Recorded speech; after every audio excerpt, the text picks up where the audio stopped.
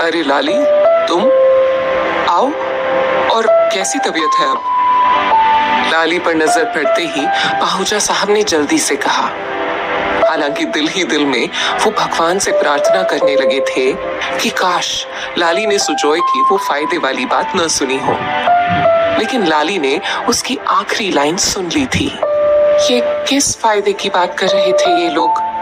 उसने दिल ही दिल में सोचा और फिर धीरे से बोली, ठीक हूँ, वो कमरे में पानी नहीं था तो। उसकी बात सुनकर लतिका जी ने कुछ नागवारी से कहा, किसी चीज की जरूरत हो तो इंटरकॉम पर नौकरानी को कह दिया करो।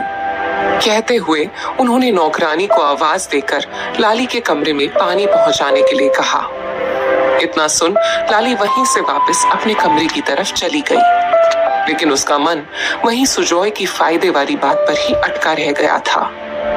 उसके जाते ही सुजॉय ने पाहुजा साहब से कहा, मुझे लगता है अब ज्यादा देर करने का कोई मतलब नहीं है। मिस्टर शाह किसी भी वक्त फोन करने ही वाले होंगे, और इस बार भी हमने उन्हें कोई ठोस जवाब नहीं दिया तो पता नहीं वो क्या सोचें। पाहुजा साहब ने बेटे की बात सुनकर धीमी आवाज में कहा, लेकिन वहीं के वहीं बैठे कुछ सोचते रहे। लतिका जी ने उन्हें यूं बैठे हुए देखा तो कुछ सख्त आवाज में बोली, अब क्या उस लड़की से बात करने के लिए भी मुहूर्त निकलवाएंगे आप? मत भूलिए कि अभी हमारे लिए डील कितनी जरूरी है। लतिका जी के बिगड़े हुए तेवर देखकर पाहुजा साहब उठ गए।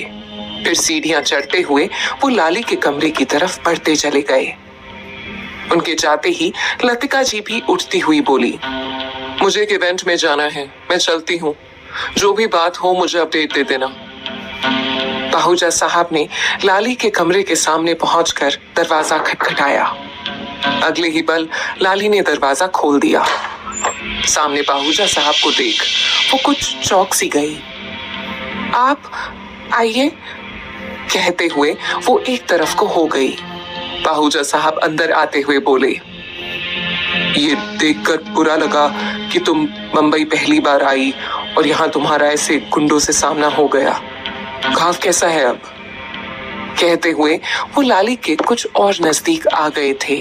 न जाने क्यों लाली उनके इस तरह करीब आने से कुछ उलझ सी गई। उसने धीरे से अपने कदम पीछे करते हुए कहा, ज्यादा गहरा नहीं है, उम्मीद है 2-3 दिनों में ठीक हो जाएगा। अच्छा, कहकर पाहुजा साहब नजरें चुराने लगे थे। उन्हें समझ में नहीं आ रहा था कि वो बात कहां से शुरू करें, जबकि उधर लाली उनका बर्ताव देखकर अजीब सा महसूस कर रही थी। देखो लाली, तुम जब तक चाहो यहाँ आराम से रह सकती हो, लेकिन ये कहते हुए उन्होंने आंखों में दुनिया भर का प्यार समेटे धीरे से लाली के कंधे पर हाथ रख दिया। लाली एकदम से चौंक कर पीछे पलट गई। उनका उसे यूं छूना बहुत अजीब लगा। उसने कहा, ये क्या कर रहे हैं आप? पाहुजा साहब की आंखें एकटक उसी को तके जा रही थीं।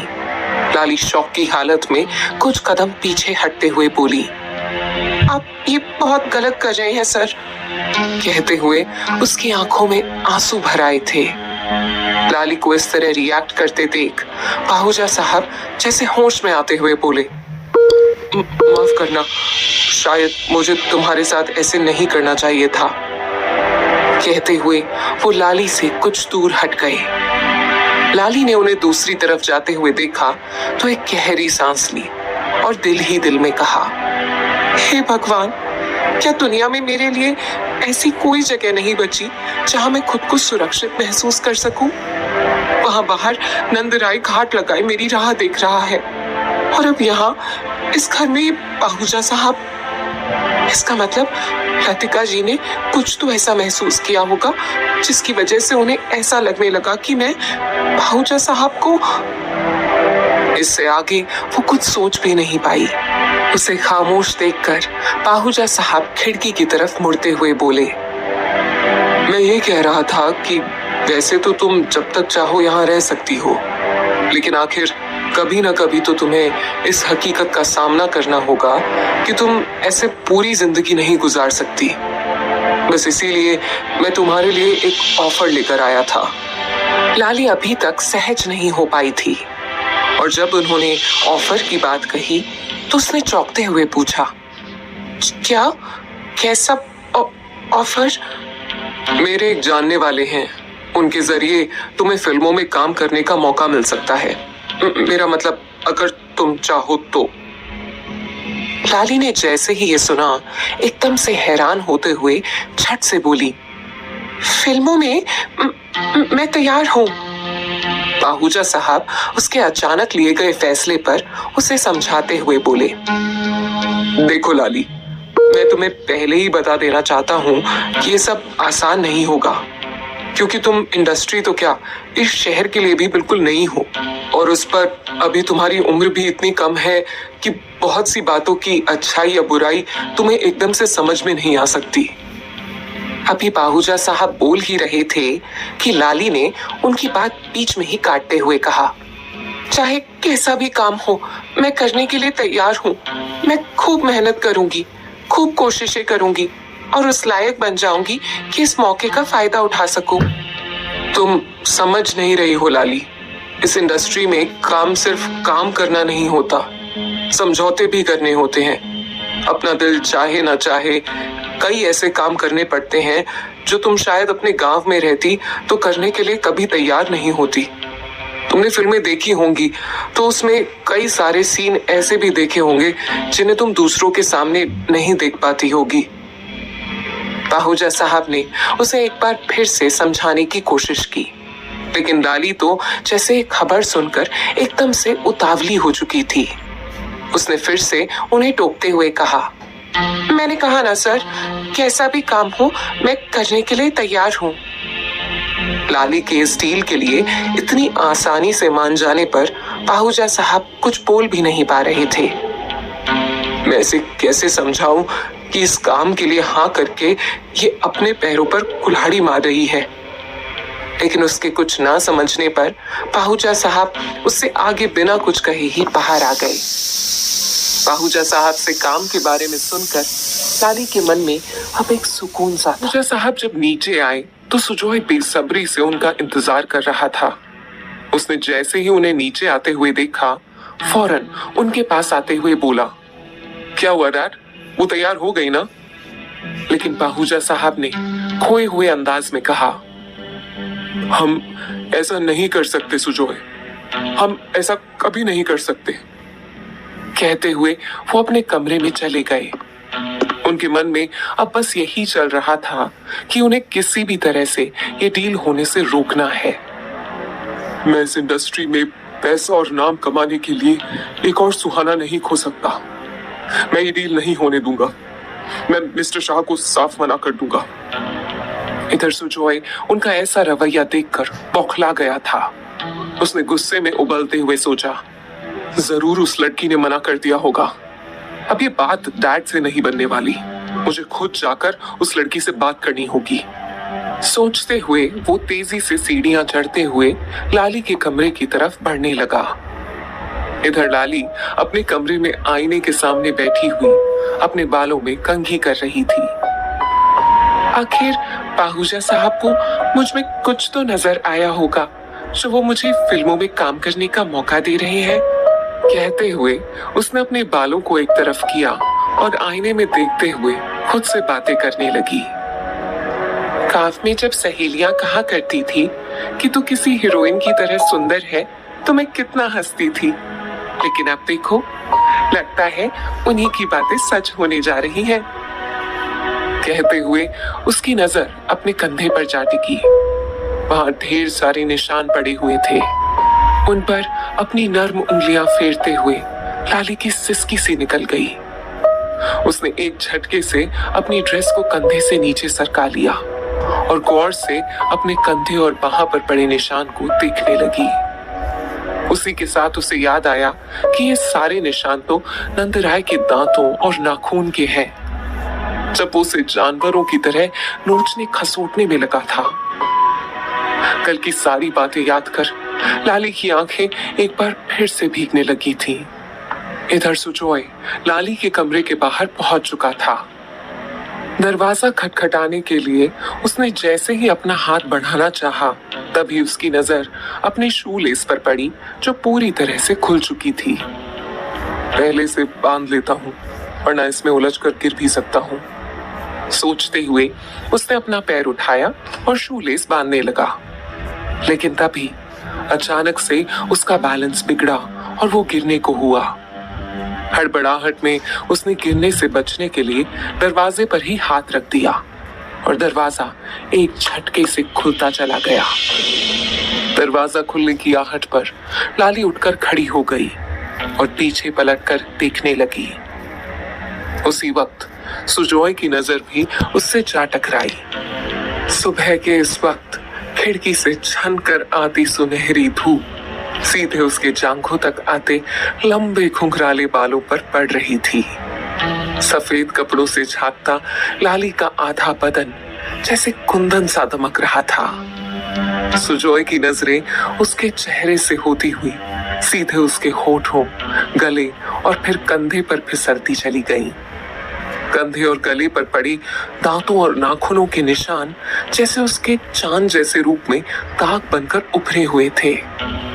ये सब देख सुजॉय की आंखें सिकुड़ती चली गईं। कहीं उन गुंडों ने लाली का रेप, उसके मन में यही ख्याल आया। तभी लाली भी जैसे उसकी नजरें पहचान कर जल्दी से अपनी ड्रेस सही करते हुए बोली, जी आपको कोई काम था?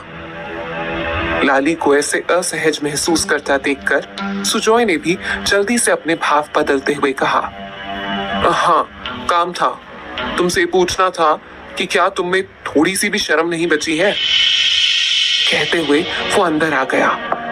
उसकी ये बात सुन लाली ने कुछ चौंकते हुए कहा, मैं कुछ समझी नहीं। सुजॉय ने उसके कुछ और करीब आते हुए कहा, मैं भी नहीं समझ पाता कि तुम वाकई में इतनी भोली और मासूम हो या फिर इतनी अच्छी एक्टिंग कर लेती हो। माना कि तुमने मेरे डैड की जान बचाई, उन्हें हॉस्पिटल में एडमिट कराया, लेकिन उसके बदले में मेरे डैड और माँ ने भी तुम्हारे लिए बहुत कुछ कर दिया है। अब ऐसे में अगर हम तुम्हें एक सुनहरा मौका दे रहे हैं तो तुम भाव खा रही हो। क्या तुम इतनी आसान फरामोश हो कि डैड का कहा नहीं मान सकती? लाली उसका लहजा और उसकी बात सुनकर कुछ सख्त आवाज में बोली, हाँ कर तो दिया मैंने उस काम के लिए, अब क्या आपके माँ बापू के एहसान के बदले में अपनी जान भी दे दूं? उसका लहजा सुनकर सुजॉय उसे कुछ सुनाने ही वाला था कि तभी उसने उसके शब्दों पर गौर किया। उसे एक पल को अपने कानों पर यकीन नहीं हो रहा था। सो उसने दोबारा से पूछा, क्या क्या कहा तुमने? तुमने उस रोल के लिए हाँ कर दिया है? हाँ, लाली उसकी तरफ पीठ करते हुए बोली। Okay, that's good. कहकर वो तुरंत दरवाजे की तरफ बढ़ गया। तभी लाली ने मुड़ते हुए उसे टोका, और एक बात, अगली बार से किसी लड़की के कमरे में जाने से पहले एक बार इजाजत जरूर ले लीजिएगा। कहकर उसने कंघी उठाई और एक बार फिर से अपने बालों को संवारने लगी। सुजॉय कुछ शर्मिंदा सा दरवाजा खोलकर बाहर निकल गया। पाहुजा साहब सुबह से मिस्टर शाह के फोन का इंतजार कर रहे थे, लेकिन शाम होने तक भी उनका कोई कॉल नहीं आया। तो उन्होंने सोचा, मुझे खुद से कॉल करके मिस्टर शाह को ये बता देना चाहिए कि हमें उनकी डील मंजूर नहीं है। लाली उनके आइटम नंबर में काम नहीं करेगी। सोचते हुए उन्होंने मिस्टर शाह का नंबर डायल कर दिया। उधर से कुछ ही देर में मिस्टर शाह ने कॉल रिसीव करते हुए कहा, पाहुजा साहब कैसे हैं आप? मैं ठीक हूँ मिस्टर शाह। वो मैंने आपको ये बताने के लिए कॉल किया था कि हमें आपकी डील। अभी पाहुजा साहब कह ही रहे थे कि मिस्टर शाह ने उनकी बात काटते हुए कहा, हाँ भाई, आपको मंजूर जो करनी ही थी। वैसे अक्लमंदी भी यही थी कि आप इस डील को फौरन मान लेते, लेकिन कोई नहीं, चलिए अब कुछ वक्त लेकर ही सही, आपने कम से कम हमारी शर्त मान तो ली। मिस्टर शाह और भी कुछ कुछ बोलते जा रहे थे, लेकिन पाहूजा साहब तो जैसे सकते में आ गए थे। ये मिस्टर शाह क्या बोल रहे हैं? डील के लिए हाँ कर दी? जबकि उधर मिस्टर शाह बोले जा रहे थे, अब आप देखना पाहूजा साहब, हम उस गांव की गोरी को कैसे बंबई फिल्म इंडस्ट्री की आइटम नंबर 1 बनाते हैं। अब कब बंबई में आग लगेगी उसके ठुमकों से, आप देखते जाना बस। हम दोनों इतने नोट कमाएंगे कि आपका कर्जा तो उतर ही जाएगा, बल्कि फिर से आपके सुजो इमोशंस की गाड़ी भी पटरी पर दौड़ने लगेगी। चलिए मिलते हैं फिर 1-2 दिन में। कहते हुए मिस्टर शाह ने उन्हें किसी भी सवाल जवाब का मौका दिए बगैर ही कॉल काट दिया। उनके फोन काटते ही पाहूजा साहब अपने कमरे में बेचैनी से चहलकदमी करते हुए कहने लगे, ये डील के लिए हाँ किसने कर दी? कहीं लतिका ने तो ऐसा नहीं किया? उनके कहते ही दरवाजे की तरफ से एक आवाज आई, नहीं, मिस्टर शाह को फोन करके डील मानने की बात मैंने कही है। पाहूजा साहब ने सर उठाकर दरवाजे की तरफ देखा तो वहां सुजोय को खड़ा देख बहुत अफसोस से बोले, सुजोय, ये क्या किया तुमने? सुजोय ने उन्हें अजीब सी नजरों से देखते हुए कहा, मैंने क्या किया डैड, ये आप पूछ रहे हैं? क्या आपको नहीं पता कि ये डील हमारे लिए कितनी जरूरी थी? मैं जानता हूं बेटा कि ये डील हमारे लिए बेहद जरूरी थी, लेकिन तुम नहीं समझ रहे हो कि इसका क्या अंजाम हो सकता है। आप बेकार में परेशान हो रहे हैं डैड, सब सही होगा। बल्कि मुझे तो ये समझ में नहीं आ रहा है कि लाली के हाँ करने के बावजूद भी आपने ऐसा जाहिर क्यों किया जैसे वो काम करने के लिए तैयार ही नहीं है। पाहूजा साहब कुछ कहते उससे पहले ही लतिका जी ने वहां आते हुए कहा, क्या तुम अपने डैड को नहीं जानते? किसी बेसहारा लड़की को देखकर इनमें समाज सेवा करने का भाव कितना उबाल मारने लगता है। लतिका जी का लहजा कुछ ऐसा था कि दोनों बाप बेटे उन्हें घूरने लगे, खासकर पाहूजा साहब। उन्हें लतिका जी की ये बात बेहद बुरी लगी कि वो सुजोय के सामने उनके बारे में ऐसा बोल रही हैं। ये बात लतिका जी को भी उनका चेहरा देखते ही समझ आ गई, इसलिए उन्होंने जल्दी से बात संभालते हुए कहा, मेरा मतलब कि तुम्हारे डैड किसी को तकलीफ में नहीं देख सकते, और फिर तुम्हें तो पता ही है इस इंडस्ट्री में भोले भाले लोग किस तरह से इस्तेमाल किए जाते हैं। शायद इसीलिए इन्हें लग रहा हो कि इनकी लाली के सामने ऐसे हालात ना आए। लतिका जी ने इनकी लाली पर जोर देते हुए कहा और वहीं कमरे में लगे सोफे पर आ बैठी। पूरी बात सुनकर सुजोय ने एक गहरी सांस ली और लतिका जी के बगल में बैठते हुए कहा, वैसे आप लोग अंदाजा नहीं लगा सकते कि आज मैं कितना रिलैक्स्ड महसूस कर रहा हूँ, वरना पिछले कुछ महीनों से तो ऐसा लग रहा था जैसे हर वक्त कोई नंगी तलवार सर पर लटक रही हो। पाहूजा साहब ने उसकी बात सुनी तो बस एक फीकी सी मुस्कान देकर रह गए। उसने आगे कहा, वैसे मुझे पहले से ही पता था कि वो इनकार नहीं करेगी। जितना मैं उसे समझ पाया हूँ उस हिसाब से उसे प्रोफेशन बिल्कुल भी अनकंफर्टेबल नहीं लगने वाला। I mean, गांव की होने के बावजूद भी उसकी सिर्फ शक्ल ही मासूम है, उसकी हरकतों से बिल्कुल ऐसा नहीं लगता। कहते हुए सुजोय की नजरों के सामने उसका पहली बार उसके कमरे में मिलना घूम सा गया, जब लाली के कंधे से उसकी चुनरी नीचे ढलक गई थी। लेकिन न जाने क्यों पाहूजा साहब को उसका यूं कहना अच्छा नहीं लगा। उन्होंने सुजोय की बातों से इनकार करते हुए कहा, तुम जैसा समझ रहे हो वैसा कुछ भी नहीं है सुजोय, वो वाकई काफी भोली भाली है। उनका इतना कहना था कि वहीं बैठी लतिका जी कुर्सी गई। उन्होंने एकदम से अपने जाने पहचाने टोन में कहा, आपको तो मेरे अलावा पूरी दुनिया भोली भाली नजर आती है अजीत, लेकिन मुझे ना आपको ये बताते हुए बेहद खुशी हो रही है कि आप उस लाली के बारे में अपनी राय बदल लीजिए, क्योंकि आपको नहीं पता कि वाकई में उस लड़की की हकीकत क्या है। वरना जिस दिन उसकी असलियत आपके सामने उजागर हो गई ना, तो ये जो इतना मुंह लगा जा रहा है ना उससे, वो आपको बहुत तकलीफ देने वाला है। आखिरी लाइन बोलते बोलते लतिका जी का लहजा काफी मिस्टीरियस हो गया था। दोनों बाप बेटे उन्हें अजीब सी नजरों से देखने लगे। न जाने क्यों सुजॉय को अपनी माँ की ये बातें कुछ कुछ सही लगी थी। अभी अभी वो भी तो लाली के कमरे से लौटा था और वहां लाली उसे किस रूप में मिली थी। उसके कंधे और बाहों पर लगे घाव के निशान भी तो यही बता रहे थे कि उसकी जिंदगी में सब कुछ नॉर्मल नहीं था। सुजॉय अभी यही सब सोच रहा था कि पाहुजा साहब की गंभीर आवाज आई। तुम कहना क्या चाहती हो लतिका? साफ साफ कहो। आखिर उसकी ऐसी कौन सी हकीकत तुम्हारे सामने खुल गई है जो तुम उसके बारे में इस अंदाज से बात कर रही हो? लतिका जी उनके इस सवाल से कुछ घबरा सी गई थी।